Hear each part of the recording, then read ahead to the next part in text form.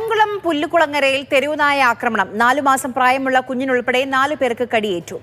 രഘുനാഥ് നാരായണൻ വിവരങ്ങളുമായി നമുക്കൊപ്പം ചേരുന്നുണ്ട്. രഘു, സാരമായ പരിക്കുകളുണ്ട് കുഞ്ഞിനടക്കം. ഇവരെ ആശുപത്രിയിലേക്ക് മാറ്റിയോ? എന്താണ് ആശുപത്രിയിൽ നിന്ന് ലഭിക്കുന്ന വിവരങ്ങൾ?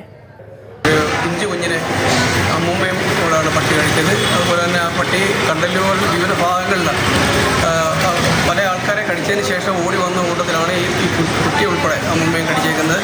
ഗുരുതരമായ പരിക്കുകളോടാണ് കുട്ടിയെ കായംകുളം ഗവൺമെൻറ് ആശുപത്രി അഡ്മിറ്റ് ചെയ്തേക്കുന്നത്. നടന്നിരിക്കുന്ന വളരെയധികം വിഷമം തോന്നിയ ഒരു സംഭവമാണ് നമുക്കിവിടെ നടന്നിരിക്കുന്നത്. ഒരു 3 മാസം പ്രായമായ കുഞ്ഞിനെയാണ് പട്ടി കടിച്ചിരിക്കുന്നത്. അതിൻ്റെ കൂടെ എൻ്റെ അമ്മൂമ്മയുടെ ഒക്കെ സങ്കടം നമുക്ക് കണ്ടു നിൽക്കാൻ പോലും പറ്റുന്നില്ല.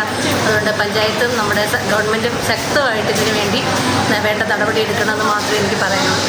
കായംകുളത്താണ്, പുല്ലുകുളങ്ങരയിലാണ് ഈ തെരുവു നായയുടെ ആക്രമണം ഉണ്ടായിരിക്കുന്നത്. 4 മാസം പ്രായമായ കുഞ്ഞിനാണ് ഈ തെരുവുനായയുടെ ആക്രമണത്തിൽ പരിക്കു പറ്റിയിരിക്കുന്നത്.